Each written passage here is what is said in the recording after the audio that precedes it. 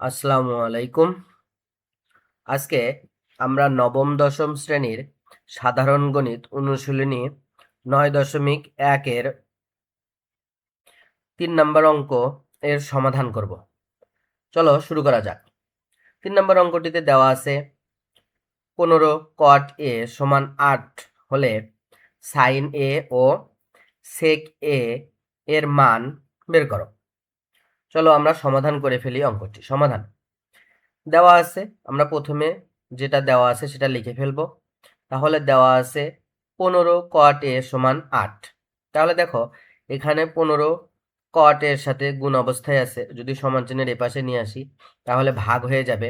তাহলে আমরা পাবো cot a সমান 8 ভাগ 15। আর আমরা জানি cot a সমান ভূমি ভাগ লম্ব, সুতরাং আমরা লিখতে পারি ভূমি ইকুয়াল 8 এবং লম্ব সমান 15। যেহেতু ভূমি 8 এর সাথে মিলে যাচ্ছে আর লম্ব 15 সাথে মিলে যাচ্ছে, তাহলে আমরা পিথাগোরাসের উপপাদ্য অনুসারে লিখতে পারি অতিভুজ স্কয়ার সমান লম্ব স্কয়ার প্লাস ভূমি স্কয়ার। তাহলে দেখো অতিভুজ স্কয়ার যা ছিল তাই রাখলাম, এখানে লম্ব হচ্ছে আমাদের 15, তাহলে মান 15 বসালাম, তার উপর স্কয়ার প্লাস প্লাস ভূমি হচ্ছে 8, তাহলে মান 8 বসালাম এবং এর উপর স্কয়ার দিলাম।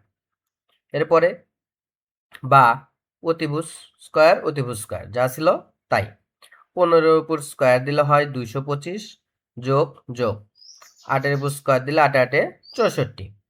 এরপরে দেখো বা অতিভুজ স্কয়ার যা ছিল তাই, 225 যোগ 64 যোগ করলে আমরা পাবো 289। এরপর আমরা অতিভুজটাকে এখানে রাখলাম, এখানে স্কয়ার ছিল, স্কয়ারটাকে সমানচিহ্ন এই পাশে দিলে রুট হয়ে যায়, তাহলে রুট 289। আমরা যদি 289 কে রুট করি তাহলে 17 পাবো। তাহলে আমরা অতিভুজ পেলাম হচ্ছে 17। তাহলে আমাদের মান নির্ণয় করতে বলছে হচ্ছে সাইন এ। চলো মানগুলো নির্ণয় করা যাক। সাইন এ আমরা জানি সাইন এ সমান লম্ব ভাগ অতিভুজ, সাগরের লবণ অনেক, তাহলে লম্ব ভাগ অতিভুজ।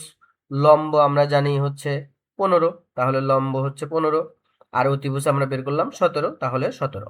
তাহলে আমরা সাইন এ এর মান পাবো 15 ভাগ 17। এরপরে সেক এ এর মান নির্ণয় করতে বলেছে, তাহলে আমরা জানি সেক এ সমান অতিভুজ ভাগ লম্ব, এখানে অতিভুজ আমরা বের করলাম 15, তাহলে মান হচ্ছে 15 আর ভূমির মান দেওয়া আছে হচ্ছে 8, তাহলে 8।